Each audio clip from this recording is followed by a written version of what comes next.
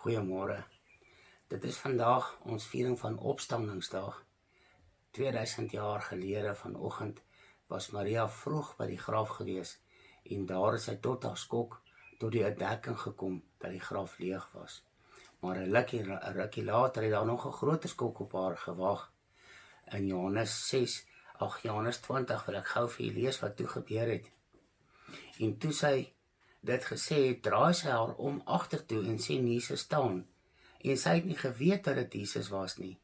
Jesus sê toe vir haar, vrou, waarom ween jy? Wie soek jy? Sy het gedink dat dit die tuinier was en antwoord hom, meneer, as u hom weggedraai het, sê vir my waar u hom neergelê het en ek sal hom wegneem.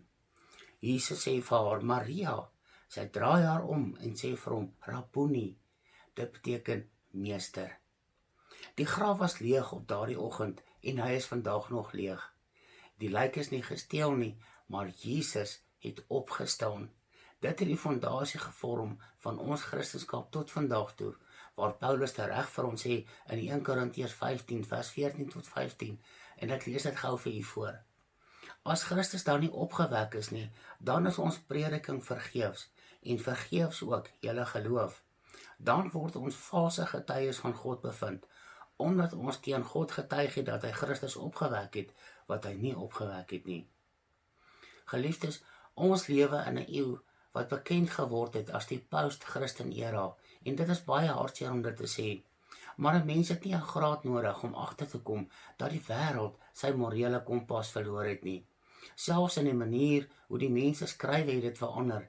Dit is nie meer voor Christus of na Christus nie, nee, dit is nou BCE en CE, wat current era of before current era is. En vandag, 2000 jaar later, is daar verskeie ooreenkomste tussen die kerk van die Nuwe Testament en die kerk van vandag. Eerstens is daar 'n groter weerstand teen die kerk, net soos wat dit toe was. En die mense daar moes ten bloede weerstand gebied het vir hulle geloof.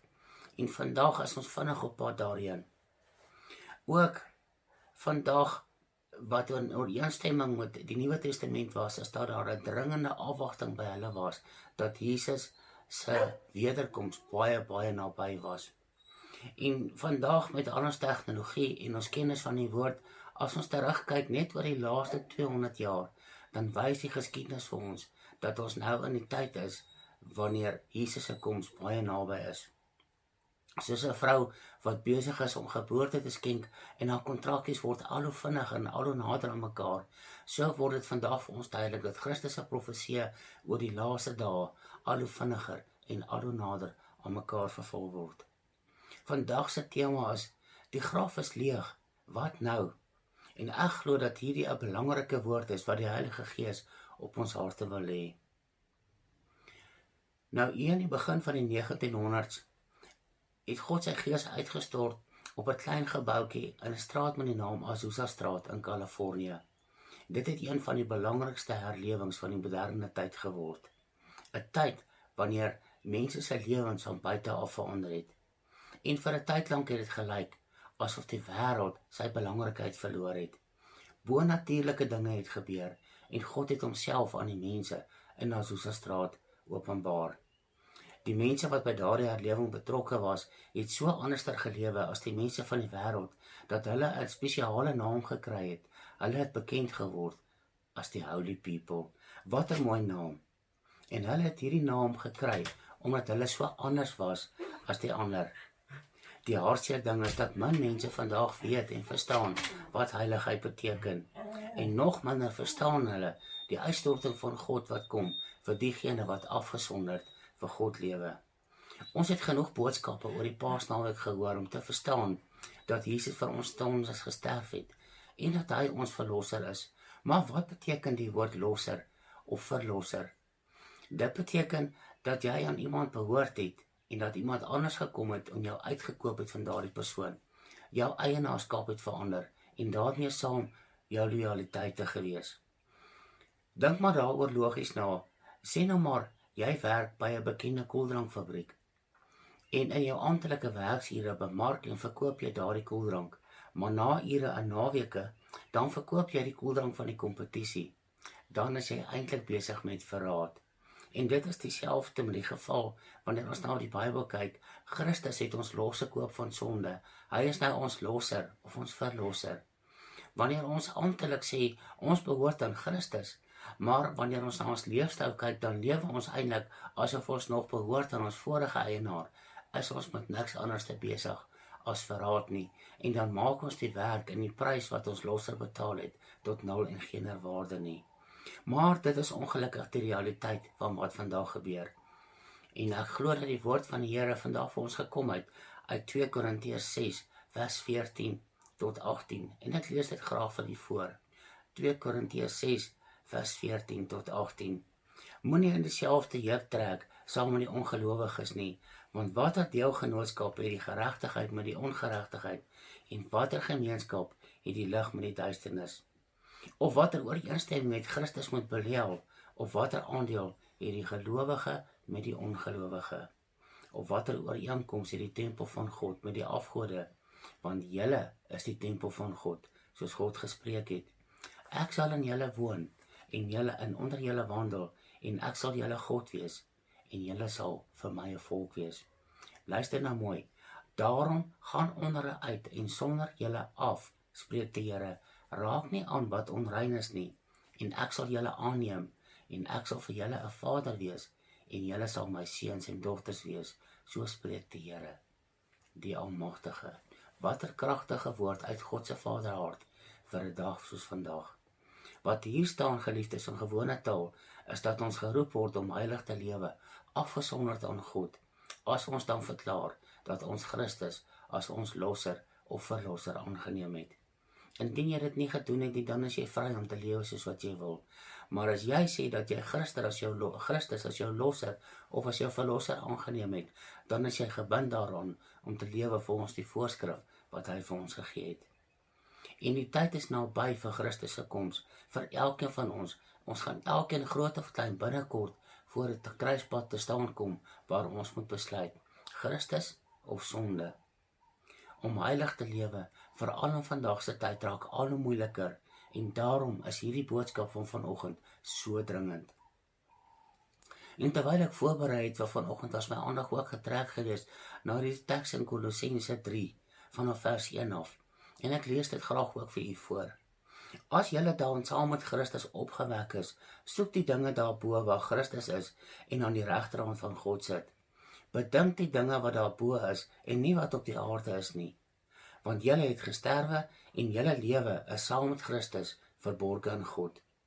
Wanneer Christus wat ons lewe is geopenbaar word, dan sal julle ook saam met hom in heerlikheid geopenbaar word.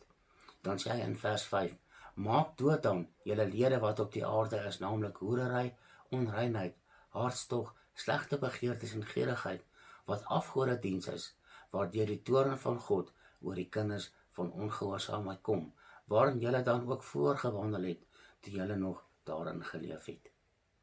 Ek wil vir 'n oombliekie lank stilstaan by vers 5, en ek het 'n paar woorde in die Grieks gaan opkyk, en sodat ons 'n beter verstaan daarvan kan kry. Die eerste woord wat hy sê waarin ons lede moet doodmaak is hoerery. En die Grieks daarvan is die woord porneia, waarvan ook die woord pornografie kom. En vir interessantheid, hierdie woord porneia se oorsprong was gewees, is dat die prostituie, destyds het hulle nog nie televisie gehad soos vandag nie, maar hulle het boeke geskrywe, en hulle het amper wil ek sê briewe geskrywe, kortverhale geskrywe, waarin seksuele wangedrag uitgebeeld was. En dit was die oorsprong gewees van die woord porneia. En later het dit dan ook die betekenis gekry vir allerhande ander seksuele ongeregtighede. Nou die woord porneia as nie net hoerery nie, dit sluit ook in egbreek, wat beteken dat as jy getroud is, maar jy slaap rond, dit sluit in voorhuwelikse seks, en dit sluit ook in bloedskande. Die tweede een waarna hy verwys is die woord onreinheid. Die Griekse woord hiervan is akatharsia, en dit beteken fisiese sowel as morele onreinheid.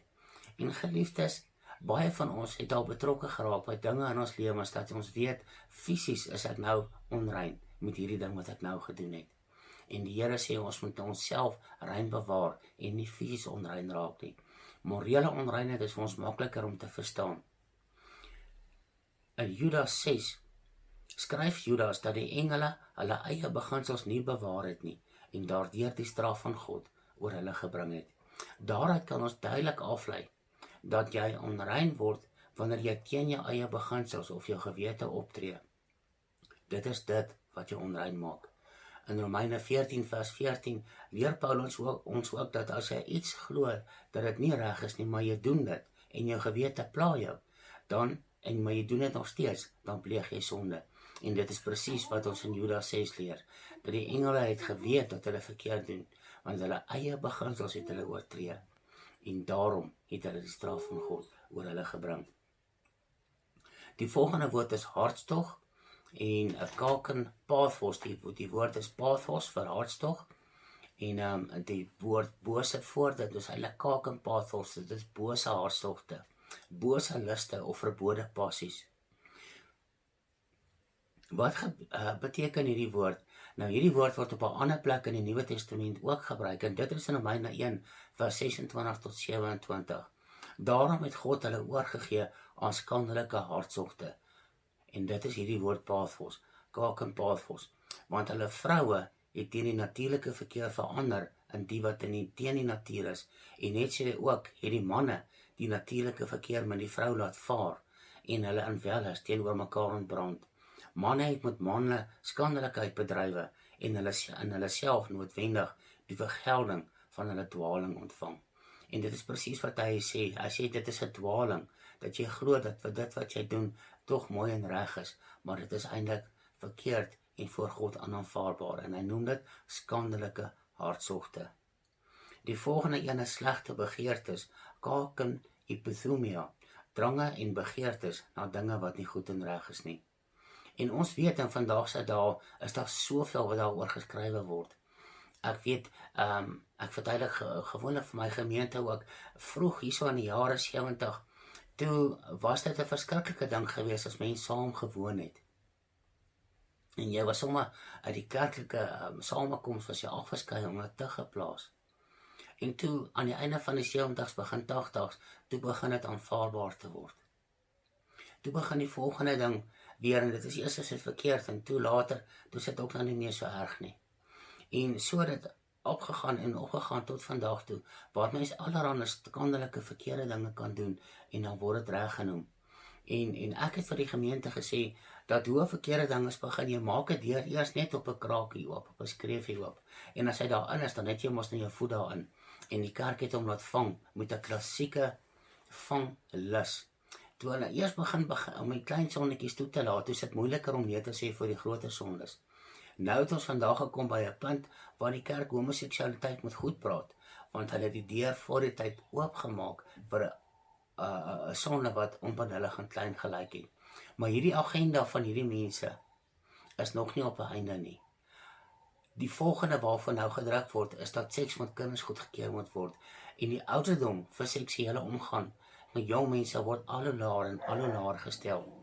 In ons eie land is dit nou selfs so, dat kinders tot van so oud as 12 jaar 'n abortus kan kry sonder hulle ouers se medeweting of toestemming, en dat hulle mag seksuele omgang hê met iemand anders, solank daardie persoon net nie ouer as 2 jaar is nie. Die deur is nou al klaar so ver oop dat die kerk nou kan begin moeilik nee sê vir dit, want die kerk het begin ja te sê vir iets wat 'n klein en onbenullige sonde gelyk het. Waarheen is hierdie agenda op pad? Hierdie agenda is openlik op pad daarvoor, en die volgende ding waarvoor hulle self beywer, is vir pedofilia, vir die liefde van kinders. En daar's 'n spesifieke naam wat hulle vir dit het, 'n minor attracted person, 'n MAP. En sodat dit nie so sleg moet klink nie. Maar die deur is al reeds vir die ander goed oopgemaak. Nou is die deur vir dit oopgemaak. Ek het onlangs gelees dat in Kanada is daar in 'n hof uitspraak gegee oor 'n saak wat voor hulle gedien het.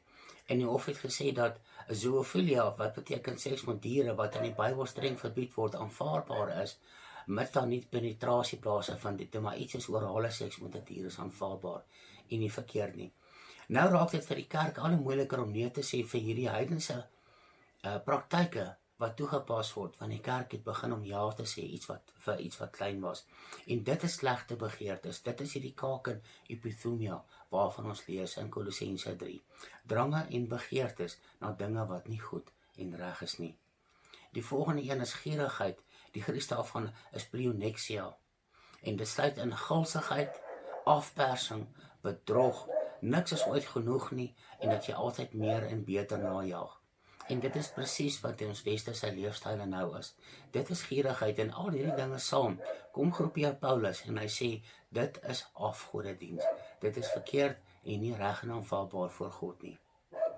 Nou, as ek sê dat ons heilig moet lewe, wat beteken dit dan? In Efesiërs 4 vers 24 lees ons, dat julle moet die nuwe mens moet beklee, wat na God geskape is, in ware geregtigheid en heiligheid. Hierdie skrif sê vir ons dat geregtigheid en heiligheid twee verskillende dinge is. Mense verstaan dit nie altyd nie, maar geregtigheid is iets wat met jou gebeur het, toe jy wedergebore geraak het die dag. Op daardie dag is jy regverdig gemaak, want Jesus het vir jou sondes gesterwe en jy het hom aanvaar as jou verlosser. Toe het God deur Jesus sy bloed na jou gekyk, jou sondes was van jou weggeneem en jy is geregtig bevind. Heiligheid daarteenoor is 'n ander saak. Wat beteken heiligheid presies? Dit beteken om afgesonder aan God te lewe en om gedrag te hê wat gepas is by iemand wat so afgesonder is. Om afgesonder te wees beteken om in 'n ander rigting in te gaan, om op te hou, om geassosieer te word, om onderskei te word of om afgeskei te wees soos wat room van melk afgeskei is. Heiligheid is 'n besluit van jou wil. Dit is wat jy kies om met jou lewe te doen. Dit is wat jy doen met jou tyd en jou aksies. Dit is om God te behaag. En dit, geliefdes, dra vrug. Heiligheid is 'n vrug. Dit is nie 'n wortel nie.